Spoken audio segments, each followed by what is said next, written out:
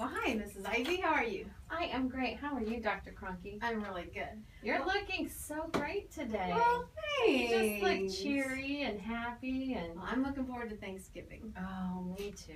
It's going to be good. great. You have good plans? I do. I really like your outfit. Well, thank you. Well, you're so My sweet. goodness. Well, I know we're ready to get started. Yes. Well, I just want to have this really informal chat and talk about some of our goals to help support our BSIP. So our first one that we were going to talk about is that pre and post test data. And I know we've had a little bit of concern about that, but just share with me, based on your data, what type of patterns you've seen or how it's changed your instructional practice, just how you've used that information. Okay. Well, first, I'm glad that you said informal because I was really kind of stressing out, going, oh my gosh, this is going to be so hard. And, you know, you and Dr. Ivy kind of mean and like would get really mad, but gosh, hearing informal, that's really nice. Yeah, I did take some notes, so I felt prepared, and I did bring a few things, but I don't know, some of my colleagues are like freaking out about it, and I said, no, I know that they mean just to come and have a conversation, be prepared, but don't be like over the top. Right, totally share that with them because we just want to have that collegial conversation. And I knew I was right. They were supposed to listen to me. Right. Gosh. Okay. Well, here's what I did for pre and post. Now, I will say that, you know, the first go around with the kids putting in their data into that Google Doc was a little rocky. And we knew it would be. I like it. Now that it's in there, it's kind of like anything else. At the beginning, it was a little rough, but now it's really good.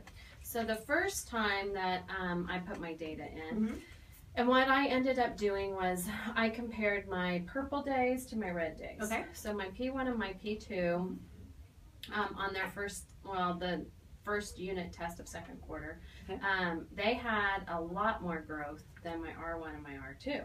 And I really hadn't predicted that to be that way.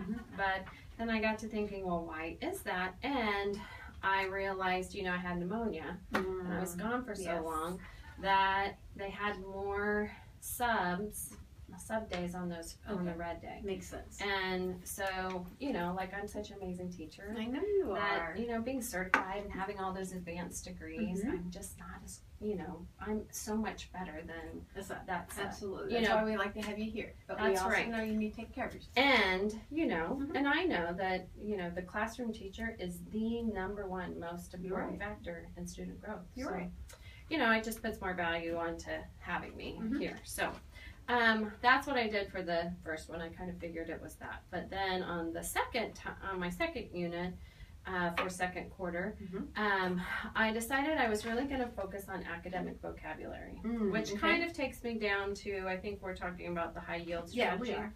But on the pre-post scores, what ended up happening was I did more activities for academic vocabulary with my red day, since they were kind of behind a little bit, and then I did with my purple day, and come to find out their scores, the red day, red R1 and R2 were higher. Oh, fantastic. At the end, and I think they felt more confident taking their tests. So the kids have liked it. They've liked charting and seeing their growth. So I think we're getting in the groove of it. Great, perfect. Well, our next item that we want to discuss. So I got that one on. That was great. That was great. You did a very nice job. Very thorough. Thank you.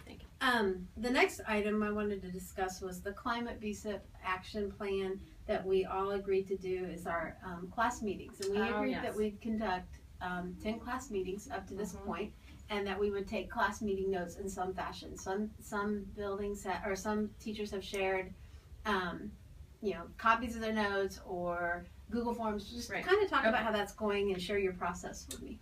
Well, I sent it to you in an email. I see you don't have your laptop with you right now, but but I've seen it, and So I have a student leader who takes notes during our class meetings. And so, and I've had 9 because next week I'll have my 10th. Right. So I'll meet the 10 required for second quarter. And then that person takes the notes, and it's really been very helpful.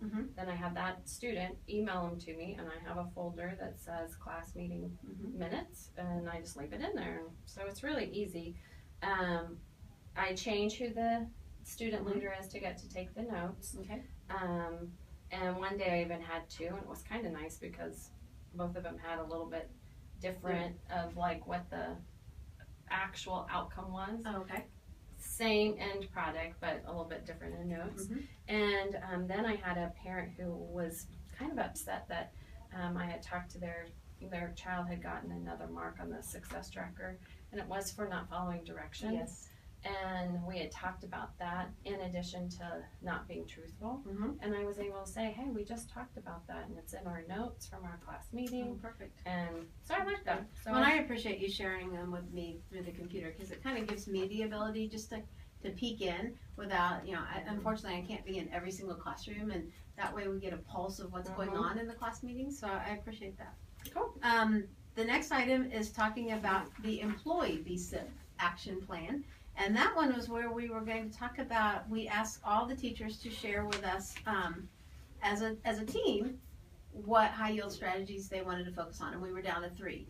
But as a teacher, you could pick any of the 9. And you mentioned earlier that you've used academic vocabulary. So talk to me a little bit about how you've used that strategy, maybe a specific lesson that you've used or artifacts. I got that.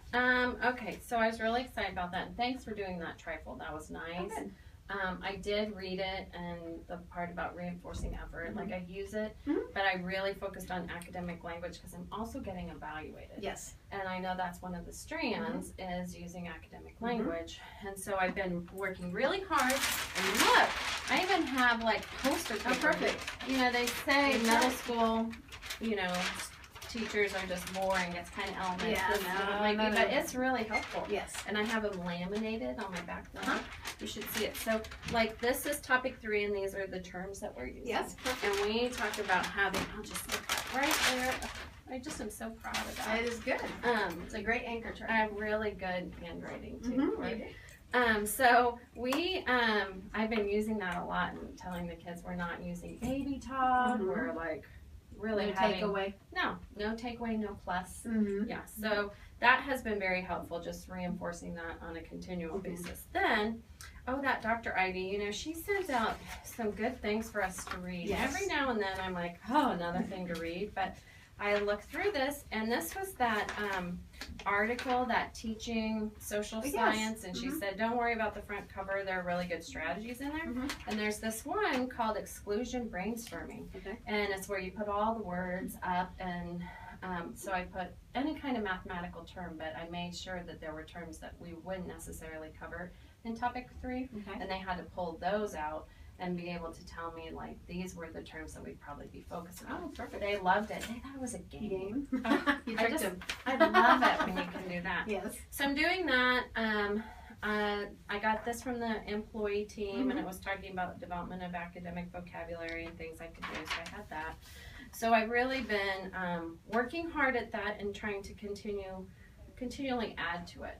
Well, I can tell just from when I visited your room at the beginning of the year to this point, the caliber in which your academic language has changed, not only your use of the language, but the kids when they're talking and conversing with one another. So I can see that that's working really well for you. How do you think you're going to keep that momentum going? Because I can feel the passion and the excitement from you. But how do you think you're going to keep that momentum going? Well, we talked about as a class, kind of just self-assessing. Did we work really hard at academic language today? And if we did, then we could score ourselves on like a Likert scale. Like today we did a 5, or maybe it was only a 3, and then kind of have a little competition, friendly competition between blocks. Great. They like that. Okay. Well, perfect. My last item that I wanted to discuss. I know we're supposed to go pretty fast, yeah, right? Yeah, we can't take much time. I like to kind of drag it out. Because I still need to get to your other colleague here. So, the next item is the completion of the level 1 ALF by the end of second semester. So we were only focusing on 3. I got those. So what? I did that, and I really like this little piece of paper that you gave us. And I know that people said you didn't have to put pictures with it, but I wanted to show it off. Isn't that neat? So you can just see. I had the mission statement for our math class. I have our BSIP information posted or put it on the page. You know, and Dr. Ivy and I can walk in and see those, but what's really nice for us is that if Dr. Coward would come in, she can't make it to every room, and we're able to say, here are some fine examples of what our Plaza teachers are doing. So I feel like, I got those 3 done, and what I'm already working towards, I see like these SMART goals. Since I'm doing the pre-post test, we can easily just use that information and do a SMART goal for the class. Like last topic, we had an average of blank %, and for the next topic, we want to exceed that. Awesome. So that would be, not harder. I know, that's B and C, so I'm done there. I do a good job of communicating with parents on A, so that's continual, and I have my emails, and we also have our little information that we get from the cadre.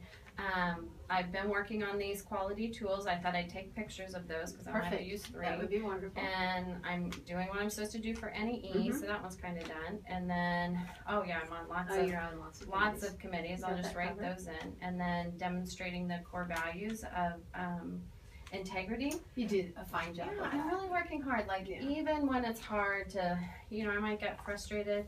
I know that if I have a concern, I can come to you or Dr. Ivy and just talk to you.